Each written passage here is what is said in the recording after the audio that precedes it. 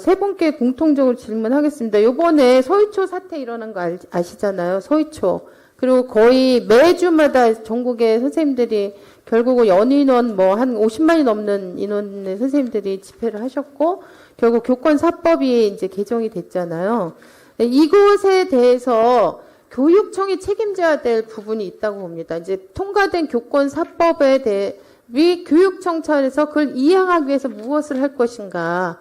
그런 거에 대해서 대책을 좀 세웠는지 제가 여쭤보겠습니다. 첫 번째는 학교장 민원 처리 책임제. 이거 통과됐습니다. 이거는 최종적인 결과에 대해서만 학교장이 책임진다는 게 아닙니다. 민원에 대해서. 그러면 교육청에서 어떤 시스템을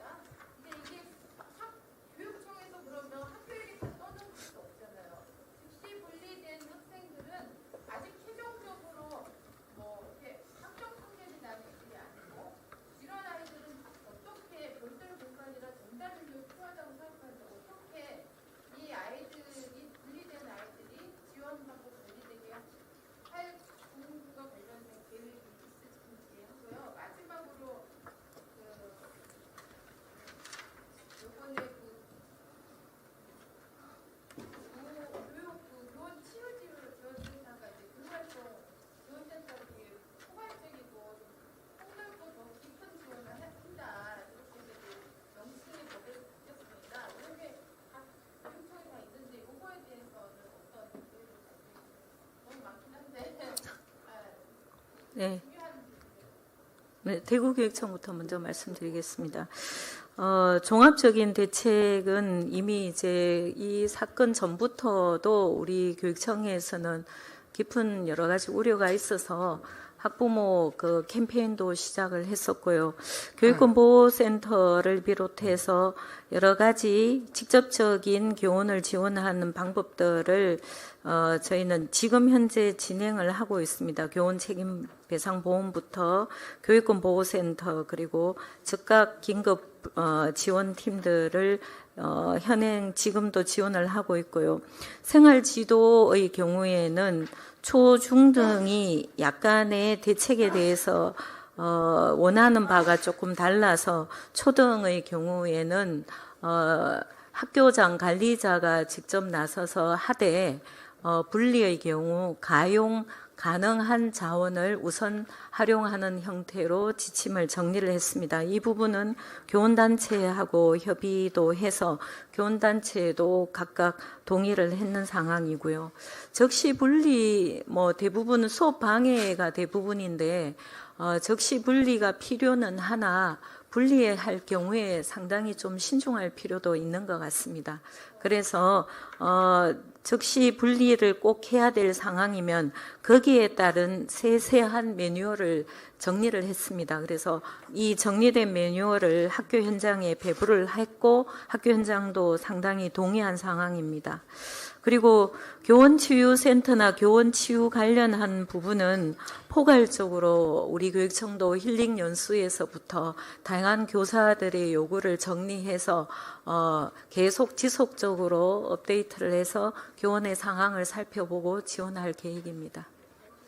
저 질의를 그다음에 우리 강은희 교육감님께 말씀드리겠는데, 제가 아까 이제 교권 4법에 대한 대책에 대해서 세 분 교육감님 다 답변을 주시라고 했는데, 아까 강은희 교육감님은 이제 관련해서 말씀하실 때, 대구 같은 경우 약간 매뉴얼을 이제 마련을 해서, 교사들과 또 소통도 하시고, 그 다음에, 추가적으로 인식 개선이나 캠페인이 필요하다 이런 말씀도 하신 것 같아요, 관련해서. 근데 제가 말씀드리는 건 지금 역으로 선생님들이 이 교권사법과 관련해서 어떤 얘기 하시냐면 매뉴얼이 쏟아져서 힘들어 죽겠다 이렇게 말씀하시는 거예요. 그러니까 실질적인 도움이 되는 그런 방안들을 저는 교육감님들이 좀 대책으로 저한테 답변 내실 때 해주셨으면 좋겠습니다. 예를 들면 뭐 그 교장 선생님이 민원 책임을 한다는데 그 접수하는 시스템을 어떻게 할 거고 교장 선생님이 민원 어떻게 관리 운영하실 것인지, 그 다음에 교장 교감 선생님 혹시 평가 항목에 그 교육활동 보호나 지원 항목 같은 걸 이 지표화해서 오히려 그런 것들을 강화하고 독려하는 방식으로 학교 문화를 바꾸는 이런 교육청 차원의 구체적인 방법 같은 거 있잖아요.